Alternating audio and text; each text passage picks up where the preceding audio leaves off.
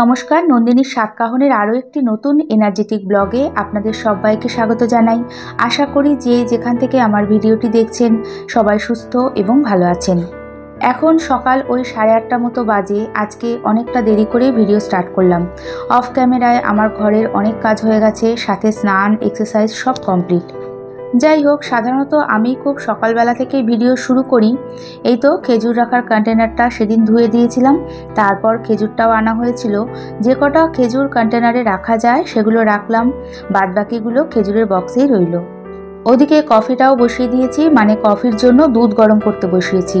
মেয়ের সকালের ব্রেকফাস্টের জন্য একটা কাটালি কলা, একটা ডিম, কটা ওয়ালনাট, খেজুর আর অঙ্কুরিত ছোলা দিয়ে প্লেটটা সাজিয়ে নিলাম। এর সাথে দিলাম গরম গরম কফি। এর মধ্যে হাজবেন্ডও বাজার থেকে চলে এসেছে, আর আজকে অনেক সবজি বাজার করেছে, সাথে আলু পেঁয়াজ তো আছেই। হাজবেন্ড যখন বেনারস গিয়েছিল তার আগে সবজি বাজার করেছিল, আর আজকে অনেক দিন পর বাজার করলো আর অনেক বাজার করেছে। এই কদিন সেই সবজি দিয়েই চললো, তাই আজকে অনেক দিন পর অনেক সবজি বাজার নিয়ে এসছে। প্রথমে সবজিগুলো ঝুড়িতে ঢেলে রাখবো, তারপর আমার সুবিধা অনুযায়ী নর্মাল কাপড়ের যে ব্যাগ হয় তার মধ্যে রাখবো। কেনা যে সবজি রাখার ব্যাগগুলো হয় সেগুলো কিনে তার মধ্যে আর সবজি রাখি না। নর্মাল যে কাপড়ের ছোট ছোট ব্যাগ হয় সেগুলোর মধ্যেই সবজিগুলো বেশ ফ্রেশ থাকে। বেশ কিছুদিন ব্যবহারের পর অপরিষ্কার হলে তখন আবার নতুন ব্যাগ ইউজ করি। আজকে এনেছে গাটি কচু, ওলকচু, চাল কুমড়ো, ধনেপাতা, পাতিলেবু, পেঁয়াজ, আলু। এগুলো ছাড়াও আরও একটা ব্যাগ আছে, মানে সেই ব্যাগেও সবজি আছে। এতগুলো সবজি গুছিয়ে রাখতে বেশ অনেকটাই সময় লেগেছে। হাজবেন্ড যেহেতু আজকে বাড়িতে আছে, সকালে ভাত খাবে, তাই আগের যে গাটি কচু ছিল সেটা রান্না হয়ে গেছে, ভাতও হয়ে গেছে। একবার ভাবলাম যে সবজিগুলো গোছাতে গোছাতে অনেক সময় লাগবে, আগে রান্নাবান্না কমপ্লিট করে নিই।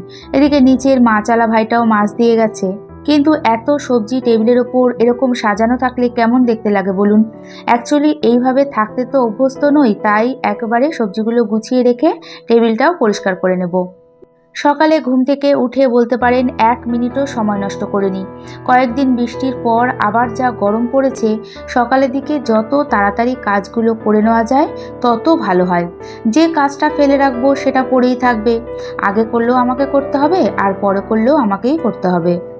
দেখবেন অল টাইম ঘরবাড়ি পরিষ্কার পরিচ্ছন্ন করে গুছিয়ে রাখার দায়িত্ব আমাদের মেয়েদেরই থাকে।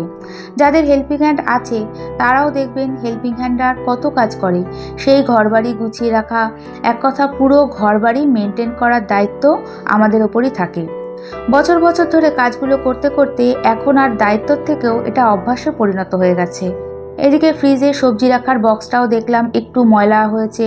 ভাবলাম সবজি রাখার বক্সটা যখন খালি একবারে এটাকে ভালো করে ধুয়ে পরিষ্কার করে রাখি।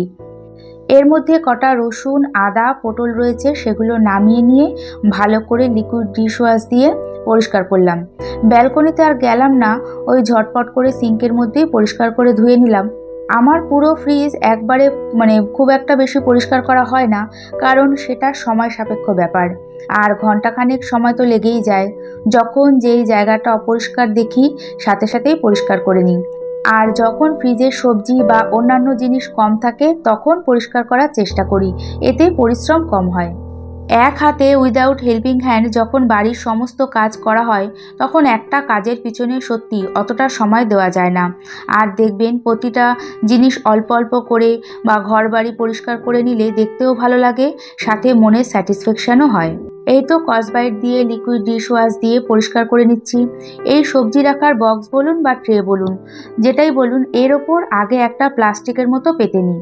এর ফলে যদি কখনো ময়লাও হয় প্লাস্টিকটা তুলে ফেলে দিই, আবার নতুন একটা প্লাস্টিক পেতে নিই। আজকেও তাই করেছি। এত বড় বক্সটা ধুয়ে নিতে এখানে একটু অসুবিধেই হলো। যাই হোক, এটা ধুয়ে 2 মিনিট মতো এখানে জল ঝরতে রেখে দিলাম। বক্সটা জল ঝরতে ঝরতে সবজিগুলো কাপড়ের ব্যাগে করে সুবিধা মতো গুছিয়ে নেব। সংসারে যে কোনো কাজ একটু প্ল্যান করেই করি, আবার সবসময় সেটা হয়ও না। আজকে যদি সবজি রাখার বক্সটা পরিষ্কার না করে সবজিগুলো রেখে দিতাম যে থাক আজকে করব না অন্যদিন করব, তখন আবার সব কিছু নামিয়ে নিয়ে পরিষ্কার করতে হতো, না হলে বেশি ময়লা হয়ে যাবে আর আমারই কষ্ট হতো। তাই আমি তো সবসময় ঘরবাড়ি পরিষ্কার পরিচ্ছন্ন রাখতে প্রয়োজন অনুযায়ী সময়ের কাজ সময় করে নিতেই বেশি পছন্দ করি। এবার ফ্রিজের নিচের পোর্শনটাও ভালো করে মুছে নেব ভেজা ওয়াইপ দিয়ে। একটু লিকুইড ডিশওয়াশও দিয়েছি, ভালো করে পরিষ্কার করে তারপর সেটা বারবার করে ধুয়ে নিয়েছি। এতে ভেতরটা বেশ পরিষ্কার লাগছে, এমনিতেই খুব একটা ময়লা আগেও ছিল না। এদিকে দেশি ব্লগ থেকে আমার আগের দিনের ভিডিওতে কমেন্টস করেছে, ঠিক বলেছেন দিদি, নিজের ঘরে যে শান্তি কোথাও গিয়ে সেই শান্তি লাগে না, কত সুন্দর করে পরিষ্কার করে গুছিয়ে নিলে। হ্যাঁ গো, যেখানেই যাই না কেন দিন শেষে নিজের ঘরের মতো শান্তি কোথাও নেই। যেরকম নিজের হাতে ঘর বাড়ি ঘরের প্রতিটা জিনিস পরিষ্কার পরিচ্ছন্ন করে রাখার শান্তিটাও আলাদা। নিজে যেমন ঘরের খুঁটিনাটি যাবতীয় সব কিছু নিজের 100% দিয়ে পরিষ্কার করি, অন্য কেউ করবে না, আবার অনেক সময় করলেও আমাদের পছন্দ হয় না। এদিকে সবজি রাখার বক্সটাও জল ঝরে যাওয়ার পর একটা শুকনো কাপড় দিয়ে মুছে নিয়ে সমস্ত সবজিগুলো রেখে দিয়েছি কাপড়ের ব্যাগে করে। এবার টেবিলটা ভালো করে আরেকবার মুছে নেব।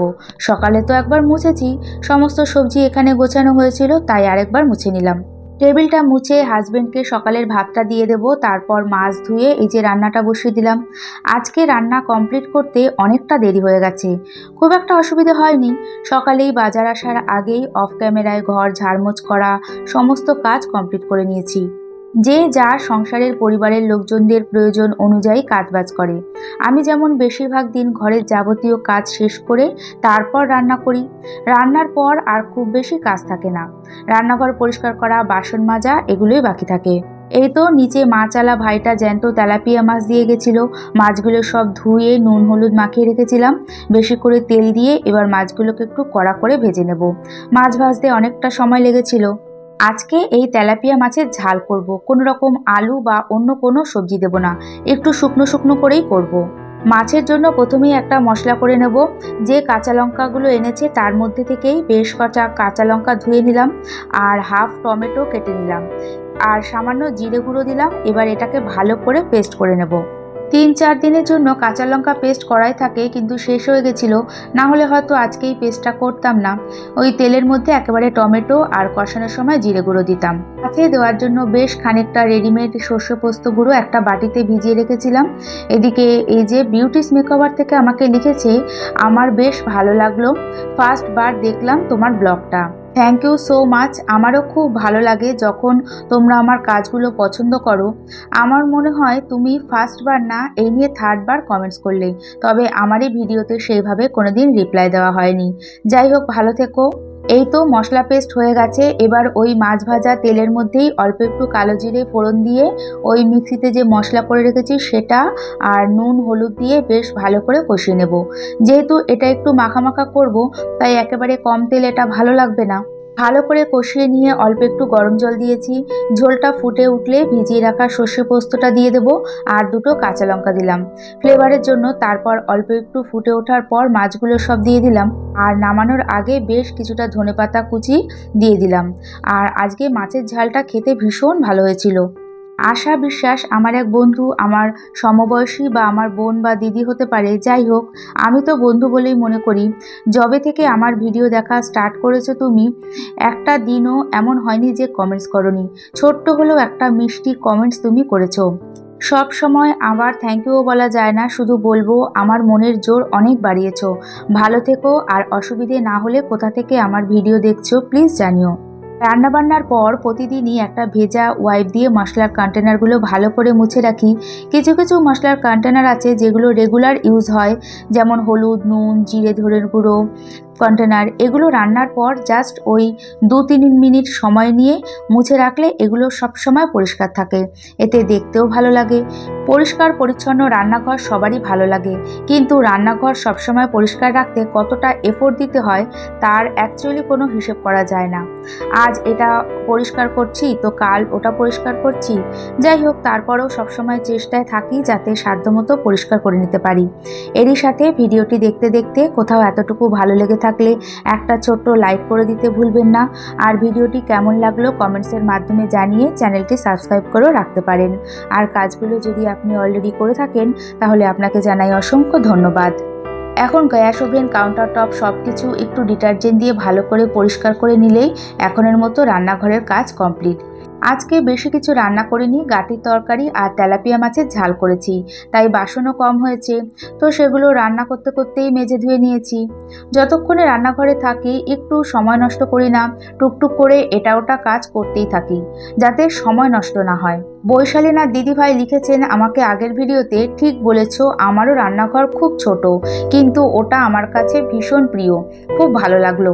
এগো দিদিভাই, কথায় আছে না, নিজের হাতে গড়া মোড় কাঁচা ঘর খাসা, ঠিক সেই রকম আমাদের নিজেদের যা আছে, যতটুকু আছে, সেগুলোই যত্ন আর ভালোবাসা দিয়ে যদি গুছিয়ে রাখতে পারি, সেটাই আমাদের কাছে অনেক প্রিয়। প্রতিদিন রান্নার শেষে গ্যাস ওভেন কাউন্টারটপ ভালো করে ক্লিন করার পর একটা শুকনো কাপড় দিয়ে ভালো করে মুছে নিই। যে কোনো স্টিলের জিনিস মাজা ধোয়ার পর শুকনো কাপড় দিয়ে মুছে নিলে জলের দাগছোপ হয় না আর ভীষণ চকচক করে। আর এই গ্যাসটা সুন্দর করে গুছিয়ে নিলাম, দেখুন কতটা চকচক করছে। এরপর দেখা হচ্ছে সন্ধেবেলা। আজকে একটু দেরি করেই চা বসিয়েছি, হাজব্যান্ডও ঘরে আছে, সে অবশ্য লিকার চা খাবে। যখনই দুধ চা করি একটু গাঢ় করেই চা করি, আর একটু বেশি লিকার দিয়ে, ওই যে হালকা কালারের পাতলা করে দুধ চা খেতে একদমই ভালো লাগে না, তার থেকে লিকার চা খাওয়া আমার মনে হয় ভালো। এই যে চাটা হয়ে গেছে, চা খেয়ে তারপর ঘরে সন্ধ্যেবাতিটা দিয়ে নেব। আজকে সোনা কলেজ থেকে ফিরেছে অনেকটা দেরিতে, তাই চা খাওয়াটাও দেরি হয়ে গেল। না হলে রেগুলার ওই বিকেল 5টায় ফেরে, তাড়াতাড়ি চা খাওয়া হয়ে যায়। বেশিরভাগ সময় আমাদের হাজবেন্ড, ছেলে মেয়ে, পরিবারের লোকজনদের কাজের হিসেবে, পড়াশুনোর হিসেবে আমাদের সংসারের রুটিনগুলো সেট হয়, তাই না বলুন? এই যে সন্ধে দেওয়ার সময় প্রথমে দুয়ারে গঙ্গা জলের ছিটে দিয়ে সারা ঘরে ধূপ ধুনো দিয়ে সন্ধেটা দিয়ে নিচ্ছি। এই সময় ঘরের পরিবেশটা অন্যান্য সময়ের থেকে একটু বেশিই ভালো লাগে, ভীষণ ফ্রেশ লাগে। তবে মেয়ের ঘরে এখন আর বেশি করে ধূপধুনো ঘোরাতে পারি না, ওর একটু অসুবিধা হয়। যাই হোক, আজকেও ঘোরানোর সময় বললাম যে আজকেই লাস্ট, এরপরে আর তোর ঘরে ধূপধুনো দেখাবো না। সন্ধেবেলা আমার সেরকম কাজের প্রেশার থাকে না, যত ভারী কাজ সব সকালেই করার চেষ্টা করি, কিন্তু হালকা কাজ তো থাকেই, সেগুলো করে নিই যাতে নেক্সট দিন আমারই সুবিধা হয়। বিশেষ করে রান্নাঘরের প্রয়োজনীয় কিছু কাজ করি, আর ভিডিও এডিটিং তো থাকেই। এখন মেয়ে বলল যে আমাকে একটু ম্যাগি করে দাও। ম্যাগি খুব একটাও খায় না, তাও মাঝে মাঝে তো ইচ্ছে হয়। এদিকে আমিও ম্যাগি ভীষণ পছন্দ করি, অন্যান্য সময় মেয়েকে করে দিই, তখন আমিও একটু খাই, তবে আজকে আর খাবো না। এই তো সোনাকে ম্যাগিটাও দিয়ে দিলাম। এরই সাথে আবারও দেখা হবে এই আশা নিয়ে আজকে ভিডিওটি এখানেই শেষ করছি। আর এতক্ষণ আমার সাথে থাকার জন্য সবাইকে জানাই অনেক ধন্যবাদ।